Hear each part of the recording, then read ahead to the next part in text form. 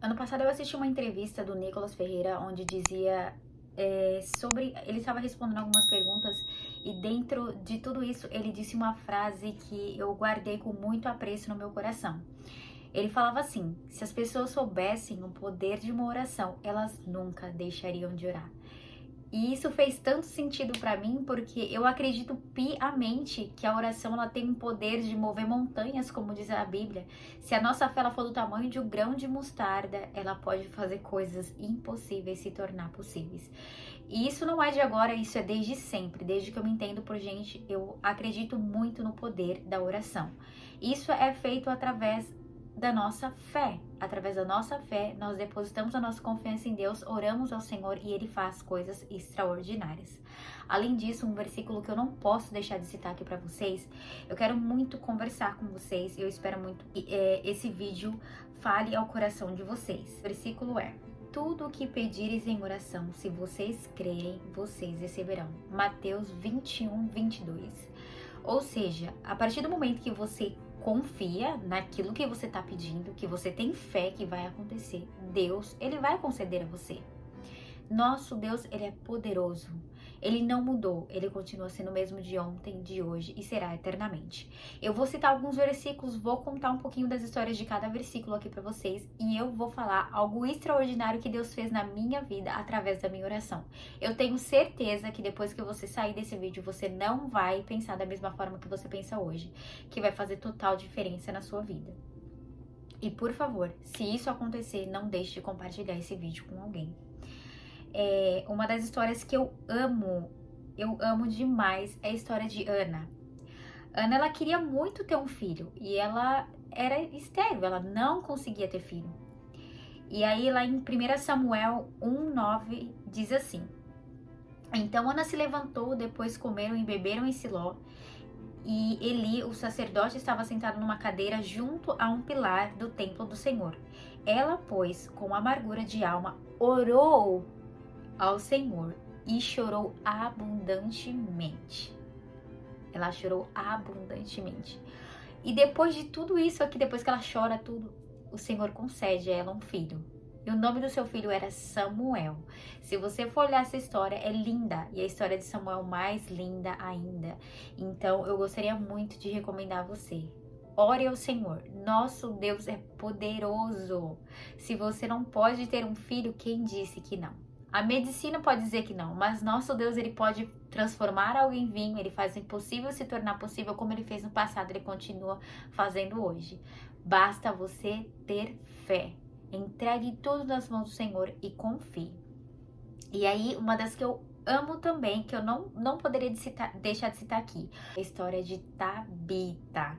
Eu vou ler aqui pra vocês, e se vocês quiserem meditar mais sobre isso também, vou deixar aqui embaixo pra vocês meditarem, tá bom? Havia na cidade de Jope uma discípula chamada Tabita, que significa gazela, uma crente que estava sempre a fazer o bem e a dar aos pobres. Por esta altura, Tabita adoeceu e morreu. As pessoas e suas amigas prepararam para o funeral e puseram num quarto no andar superior. Ao saberem que Pedro se encontrava ali perto, em Lida, mandaram 2 homens pedir-lhe que fosse com eles a Jope. Pedro assim fez e logo que chegou, levaram-no ao quarto onde Tabita se encontrava. O compartimento estava cheio de viúvas que choravam e mostravam as túnicas e outras roupas que Tabita lhe fizera.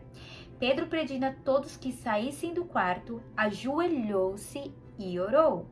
E voltando-se para o corpo, disse: levanta-te, Tabita. E ela abriu os olhos. Quando viu Pedro, sentou-se. Então, o que Pedro ele fez? Ele orou. Então, Deus ele é poderoso para fazer morto ressuscitar. O nosso Deus ele continua sendo o mesmo de ontem, de hoje, ele vai ser eternamente.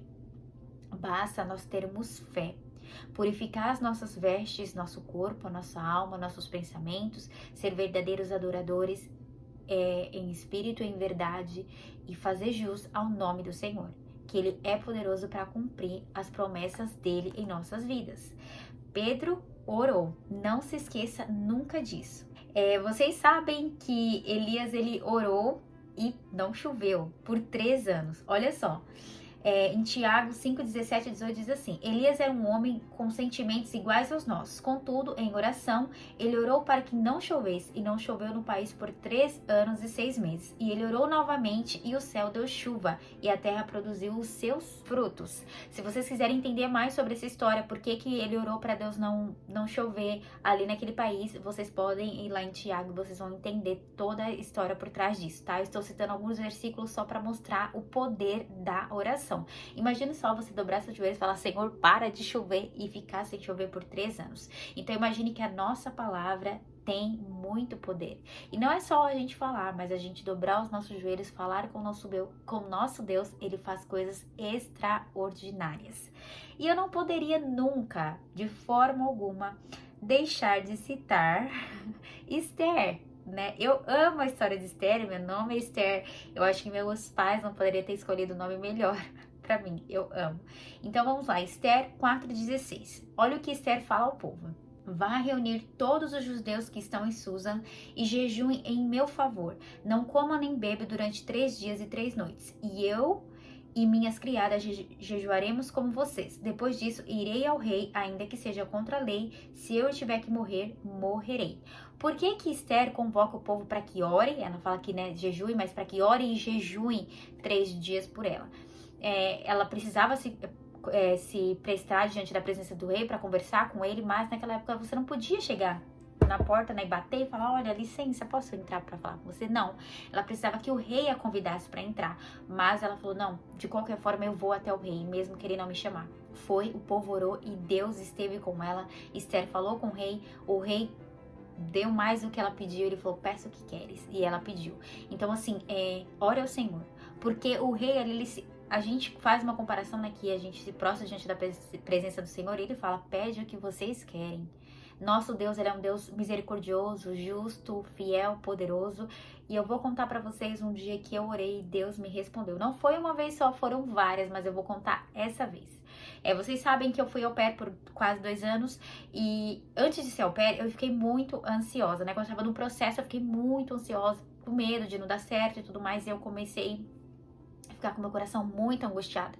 E aquela angústia tão forte dentro do meu coração, gente, vocês não fazem noção. Eu chorava, eu ficava com medo, pensava: meu Deus, não vai dar certo. Não vai dar certo. Meu Deus, vai dar certo? Não, não vai dar certo. E aí, eu deitei na minha cama e eu fiz uma oração, eu nem dobrei meu joelho, gente.